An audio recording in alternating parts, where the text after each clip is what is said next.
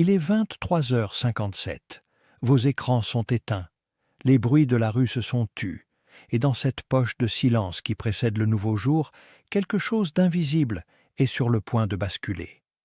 Dans 3 minutes, l'horloge marquera minuit. 3 minutes, rien de plus. Mais ces 3 minutes pourraient bien être les plus importantes de votre journée entière. Pas parce que minuit a un pouvoir magique en soi, pas parce que le temps change quoi que ce soit à qui vous êtes, mais parce que ce que vous faites dans les 3 minutes avant de fermer les yeux, la plupart des gens ne le font jamais. Ils s'endorment en ressassant leurs échecs. Ils s'endorment en espérant que demain sera meilleur. Ils s'endorment en attendant que la vie leur donne une seconde chance.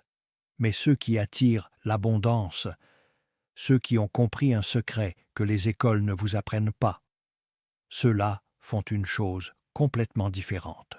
Ils prononcent un seul mot, à voix haute, dans le noir, devant leur propre reflet, un mot que vos lèvres connaissent, mais que votre âme a peut-être oublié. Mais attendez, parce que ce mot ne fonctionne pas comme vous l'imaginez. Ce n'est pas une formule magique, ce n'est pas une incantation, c'est quelque chose de beaucoup plus ancien, beaucoup plus silencieux et beaucoup plus puissant que tout ce que vous avez essayé jusqu'ici. Restez avec moi, parce que si vous écoutez jusqu'au bout, vous ne regarderez plus jamais vos nuits de la même façon. Laissez-moi vous raconter l'histoire d'une femme que j'appellerai Sophia. Sophia avait 42 ans. Elle vivait dans un petit appartement où la lumière du jour n'entrait presque jamais. Chaque matin, elle se réveillait avec la même boule au ventre. Chaque soir, elle s'endormait avec le même goût d'amertume. Elle avait essayé les coachs, les livres de développement personnel, les visualisations, les affirmations. Elle avait tout essayé. Rien n'avait marché. Une nuit, vers 23h50, alors qu'elle était assise sur le bord de son lit, sans savoir quoi faire de ses mains, elle s'est souvenue d'une conversation qu'elle avait eue des années plus tôt. Une vieille dame lui avait dit « Tu sais, ma fille, les mots que tu murmures quand personne n'écoute, ce sont ceux qui te construisent ou te détruisent. » Sur le moment, Sophia n'y avait pas prêté attention. Mais cette nuit-là, au bord du gouffre, elle s'est dit « Pourquoi pas? Je n'ai rien à perdre. » Elle s'est levée. Elle est allée dans sa salle de bain. Elle a regardé son propre visage dans le miroir, les cernes, la fatigue, la tristesse qu'elle portait comme un manteau trop lourd, et elle a prononcé un mot, un seul. Pas un discours, pas une prière, un mot. Elle a fermé les yeux. Elle a imaginé une seule chose, la sensation d'un matin sans peur. Elle ne savait pas à quoi ressemblerait ce matin.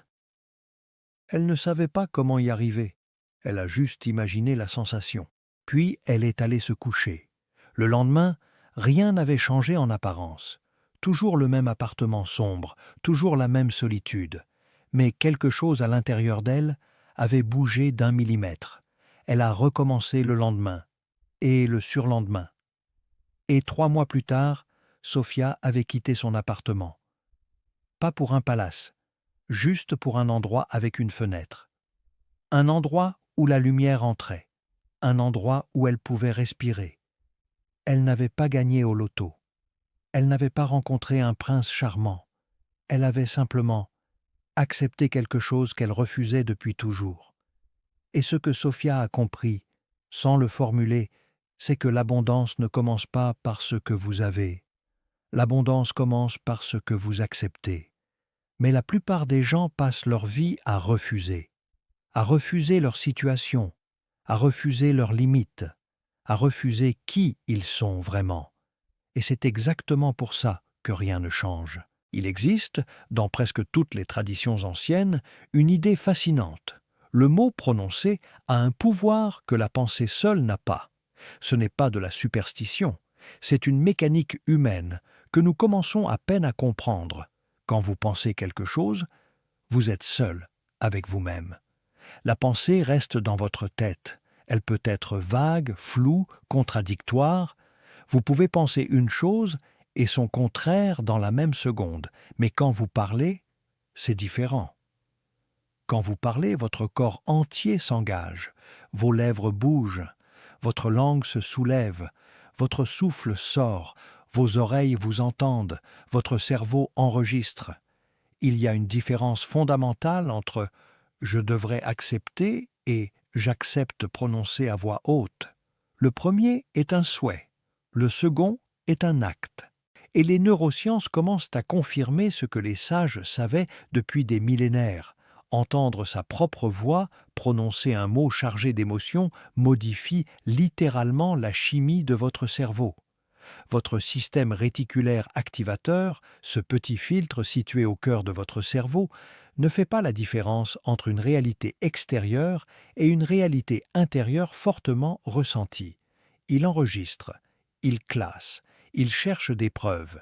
Si vous dites « je ne suis pas à ma place », assez souvent, votre cerveau va passer ses journées à chercher toutes les preuves que vous n'êtes effectivement pas à votre place.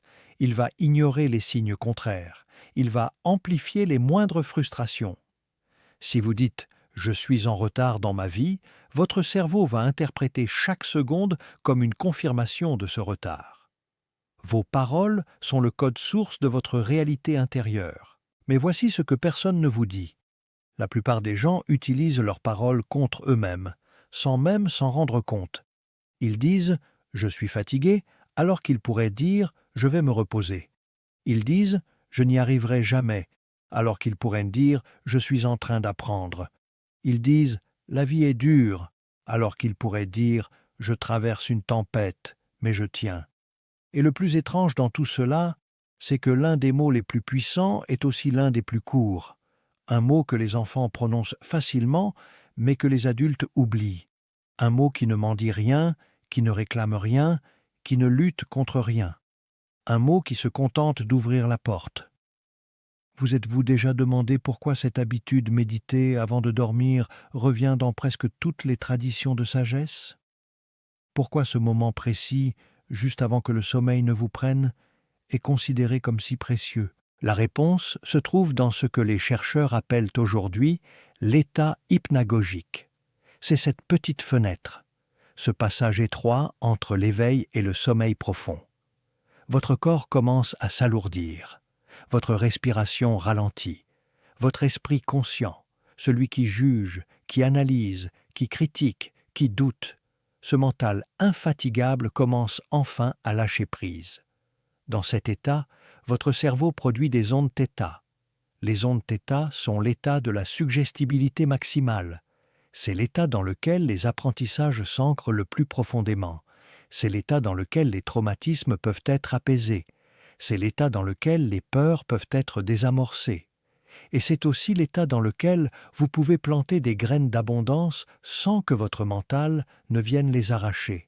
Parce que le mental, le vôtre, celui qui parle tout le temps, il est très fort pour dire « ça ne marchera pas, tu n'es pas digne ». Souviens-toi de la dernière fois où tu as échoué. Mais à 23h58, avec les ondes θ qui montent doucement, ce mental s'endort avant vous. Et dans ce silence intérieur, vos intentions passent sans filtre. Les personnes qui attirent l'abondance ne sont pas plus intelligentes que vous. Elles ne sont pas plus chanceuses. Elles ne sont pas nées avec un don spécial. Elles ont simplement compris que le moment où vous programmez votre esprit est aussi important que ce que vous programmez. Vous pouvez avoir la meilleure intention du monde. Si vous la formulez à 14h, entre 2 emails et une notification sur votre téléphone, elle se diluera dans le bruit. Mais la même intention, formulée dans l'obscurité, à voix basse, juste avant le sommeil, elle entre par la grande porte de votre subconscient. Mais attendez, parce que je connais quelqu'un qui a fait exactement cela pendant 1 an, sans rien voir changer. Et ce qui s'est passé ensuite a stupéfié tous ses proches. Mais pour comprendre cette histoire, il faut d'abord comprendre la discipline mentale. Et c'est là que la plupart des gens abandonnent. J'ai passé des années à observer ceux que le monde appelle à succès. Pas pour leur argent, pour leur état d'esprit. Et j'ai découvert quelque chose qui m'a d'abord déçu, puis profondément rassuré. Ils n'ont pas de super-pouvoir. Ils n'ont pas une confiance inébranlable de tous les instants. Ils doutent. Ils ont peur. Ils se réveillent parfois découragés.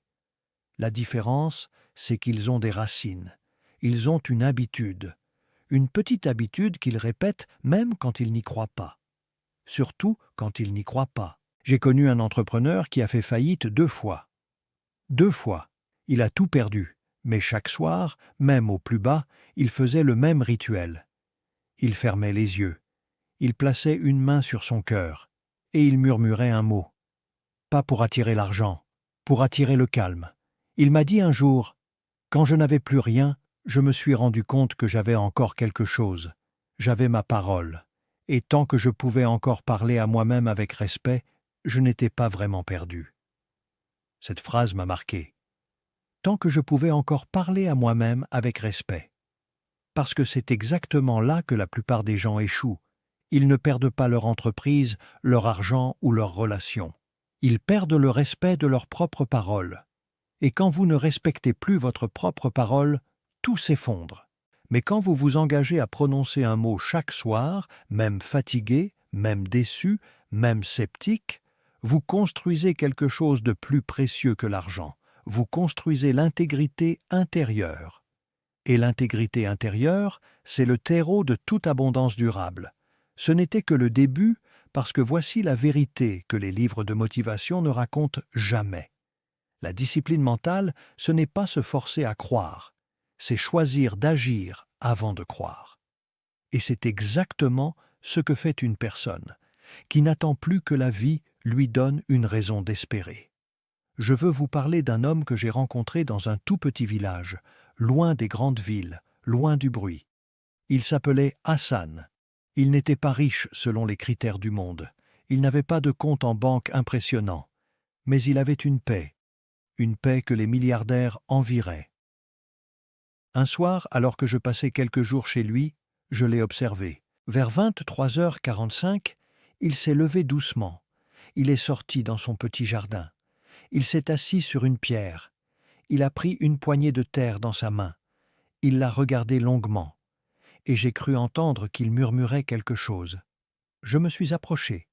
Il disait « Je te confie une graine que tu ne vois pas encore. » Puis il est rentré. Il s'est lavé les mains. Et il s'est endormi. Le lendemain, je lui ai demandé ce qu'il faisait. Il a souri et m'a répondu « La terre ne demande pas à la graine de prouver qu'elle va devenir un arbre. La terre accepte la graine. C'est tout. Toi aussi, tu as une terre. C'est ton esprit. Mais chaque soir, tu demandes à tes graines de prouver qu'elles vont pousser avant même de les planter. Alors tu ne plantes jamais. » J'ai compris à ce moment-là que les habitudes symboliques ne sont pas des superstitions, ce sont des ancrages. Hassan n'avait pas besoin de croire au miracle, il avait besoin de toucher la terre, de sentir le mot dans sa bouche, de faire le geste. Le reste, disait-il, ne lui appartenait pas. Et c'est peut-être la plus grande leçon que j'ai jamais reçue.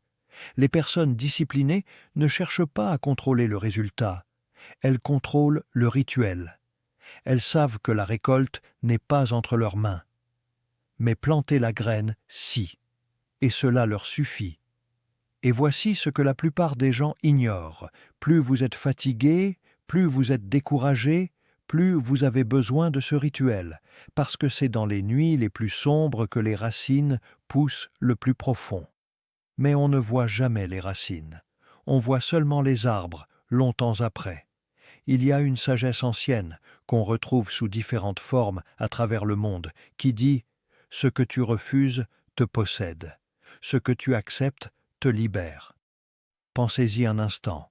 Tout ce que vous refusez dans votre vie, une situation difficile, une peur, une limite, une vérité sur vous-même, ce que vous refusez, vous le nourrissez. Parce que refuser, c'est focaliser votre énergie dessus. C'est lui dire « Tu es si important que je dois passer mon temps à te combattre. » Et plus vous combattez, plus cela grandit. Mais quand vous acceptez, quand vous dites « Oui, cette situation est réelle, oui, j'ai peur, oui, je ne sais pas comment m'en sortir, et pourtant, je choisis d'avancer. » À ce moment-là, la lutte cesse.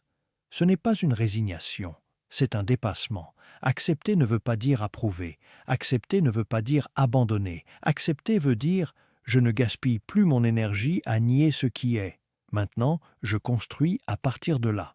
Et c'est exactement la même sagesse qui s'applique à l'argent. L'argent n'est pas un problème spirituel. L'argent est une énergie neutre.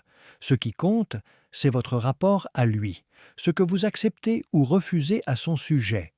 Beaucoup de gens disent « je refuse d'être pauvre » et ils passent leur vie à lutter contre la pauvreté. Mais lutter contre quelque chose, c'est encore lui donner de l'attention, c'est encore la nourrir. Ceux qui attirent l'abondance disent plutôt « j'accepte de recevoir, j'accepte de créer, j'accepte d'apprendre, j'accepte que l'argent est une ressource, ni bonne ni mauvaise ». Ce petit changement de posture change tout. Mais attendez, parce que cette sagesse est simple à comprendre, mais presque impossible à appliquer sans un ingrédient secret. Et cet ingrédient, la plupart des gens le cherchent à l'extérieur alors qu'il est déjà en eux. Ils veulent des preuves avant d'agir. Mais la vie n'a jamais fonctionné comme ça. Il y a une question que je reçois tout le temps. Combien de temps avant que ça marche? Je comprends cette question. Je l'ai posée moi-même. Mais c'est la mauvaise question. La bonne question, c'est « suis-je capable de persévérer sans savoir quand viendra la récolte ?» Parce que la persévérance n'est pas une technique. La persévérance est une déclaration. Vous dites à votre propre esprit « je ne suis pas à la merci de mes émotions, je ne m'arrête pas parce que je suis fatigué, je ne m'arrête pas parce que je doute, je m'arrête quand j'ai décidé de m'arrêter, pas avant. » Et c'est là que la parole positive devient un levier. Une parole positive, ce n'est pas se mentir à soi-même. Ce n'est pas dire « tout va bien » quand tout va mal. Une parole positive, c'est choisir la direction de votre attention. Au lieu de dire « je n'y arriverai jamais », qui est une prédiction, vous dites « je suis en train d'apprendre », qui est une réalité. Au lieu de dire « rien ne change », qui est une plainte, vous dites « je plante chaque soir », qui est une action. Au lieu de dire « je ne mérite pas l'abondance », qui est une croyance limitante, vous dites « j'accepte », qui est un acte de foi silencieuse. Et vous répétez même quand vous n'y croyez pas. Surtout quand vous n'y croyez pas. Parce que la foi, pas la foi religieuse, mais la confiance profonde dans la vie n'est pas un sentiment. La foi est une décision. Vous décidez que vous allez continuer. Vous décidez que votre parole a du poids. Vous décidez que vous êtes digne de persévérer, même sans preuve extérieure. Et je sais que certains d'entre vous, en écoutant ces mots, se disent « c'est plus facile à dire qu'à faire. Vous ne savez pas à quel point je suis fatigué. Vous ne savez pas à quel point j'ai essayé. » Vous avez raison, je ne sais pas. Mais je sais une chose, la fatigue n'est pas un signe d'échec. La fatigue est un signe que vous avez avancé. Et celui qui avance finit toujours par arriver quelque part. Celui qui reste immobile, non. Imaginez que vous êtes un arbre. Un arbre ne pousse pas en un jour, il ne pousse même pas en un an, il pousse en décennies.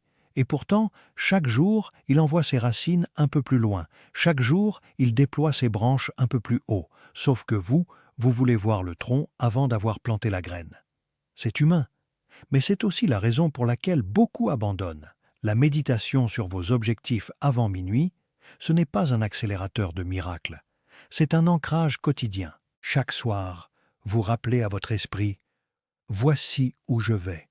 Voici ce qui compte pour moi. » Et votre esprit, qui est un serviteur infatigable, va organiser votre réalité autour de cette direction. Pas parce que l'univers conspire en votre faveur, mais parce que votre attention est la ressource la plus rare que vous possédez. Et là où va votre attention, va votre énergie. Et là où va votre énergie, va votre vie. Alors oui, peut-être que vous traversez une saison difficile, peut-être que vous avez l'impression de tourner en rond, peut-être que vous ne voyez aucun résultat, mais la graine non plus ne voit pas la lumière pendant des semaines. Pourtant, elle pousse dans le noir, Elle pousse, sans rien voir, parce que pousser n'est pas un choix, c'est sa nature. Votre nature, à vous, c'est d'aspirer à plus, pas par cupidité, parce que vous êtes vivant, et la vie aspire toujours à plus de vie. La plupart des gens sous-estiment le pouvoir de leurs propres paroles, parce qu'ils n'ont jamais pris le temps de se taire assez longtemps pour les entendre. Mais vous, ce soir, vous allez faire ce que peu font. Vous allez vous arrêter, vous allez écouter, et vous allez parler. Avec respect, avec intention, avec cette petite flamme qui ne s'éteint jamais complètement. Ce soir, à 23h59, je vous invite à faire une chose simple, une chose que personne ne verra, une chose dont vous ne parlerez peut-être jamais à personne. Tenez-vous devant un miroir, pas besoin de bougies, pas besoin de musique, pas besoin d'une salle spéciale, juste vous, juste votre visage, juste vos yeux. Regardez-vous, vraiment, pendant quelques secondes, et dites, à voix haute, doucement, comme si vous parliez à un vieil ami que vous avez négligé, « J'accepte ». Ne dites rien d'autre. Ne précisez pas, ne négociez pas, ne demandez pas, juste « J'accepte ». Puis fermez les yeux. Et pendant 1 minute, une seule minute, méditez sur un objectif. Un seul, pas 10, pas 100. Un, le plus important, celui qui, s'il se réalisait, apaiserait tout le reste. Ne le visualisez pas forcément en détail, ressentez-le. Quelle sensation cela ferait-il? Quelle paix? Quelle fierté? Quelle libération? Sentez cette sensation, puis respirez 3 fois et allez dormir. Ne vérifiez rien demain matin, ne cherchez pas de signes, ne vous demandez pas si ça a marché, refaites la même chose le lendemain, et le surlendemain, et le jour d'après, pendant 30 jours. Au bout de 30 jours, vous ne serez plus la même personne. Non pas parce qu'un mot magique aura transformé votre vie, mais parce que vous vous serez prouvé une chose essentielle, je tiens ma parole, même envers moi-même, surtout envers moi-même. Et cette preuve-là, aucun argent ne peut l'acheter, aucun échec ne peut l'effacer. C'est votre colonne vertébrale intérieure. Et voici la vérité que personne ne vous dit dans les vidéos de motivation. L'abondance ne frappe pas à la porte. Elle reconnaît ceux qui ont laissé la porte ouverte avant même qu'elle n'arrive. Vous venez de recevoir la clé. Ce qu'il vous reste à faire, c'est tourner la poignée. Vous savez maintenant ce que les esprits disciplinés font dans l'obscurité. Vous savez pourquoi ils murmurent ce mot avant que minuit ne sonne. Vous savez que la méditation n'est pas une fuite, mais un ancrage. Il ne manque plus qu'une chose, une seule, votre choix. Ce soir, quand l'horloge approchera de minuit, vous aurez 2 possibilités. Retomber dans vos vieilles habitudes, ressasser, douter, espérer vaguement. Ou vous lever, regarder votre reflet et dire « J'accepte ». La vie ne vous demande pas de croire au miracle. Elle vous demande juste d'être présent et d'ouvrir la porte. Alors voici ma question. Une question que je ne pose presque jamais, parce qu'elle est trop intime. Mais ce soir, je vous la pose. Et j'aimerais que vous y répondiez. Pas pour moi, pour graver votre intention quelque part. Écrivez en commentaire, en un mot ou une phrase très courte. Qu'est-ce que j'accepte ce soir que j'ai refusé trop longtemps? Un mot, ou une situation, ou un aspect de vous-même. Juste pour que votre esprit sache que vous avez choisi. Si ce message a résonné en vous, si vous sentez que vous êtes au bon endroit au bon moment, alors abonnez-vous à Secrets spirituels des millionnaires. Activez la cloche, parce que les prochaines vidéos iront encore plus loin. Et vous serez prêt. Vous l'avez accepté. Et maintenant, une dernière phrase. Une phrase pour votre nuit, pour votre miroir, pour votre âme. Gardez-la. Elle est pour vous et pour personne d'autre. Ce n'est pas ce que vous voyez qui limite votre avenir. C'est ce que vous refusez de nommer dans le noir. Nommez-le. Ce soir. J'accepte. À demain. Dans le silence. Devant votre reflet. La porte est ouverte. N'attendez plus.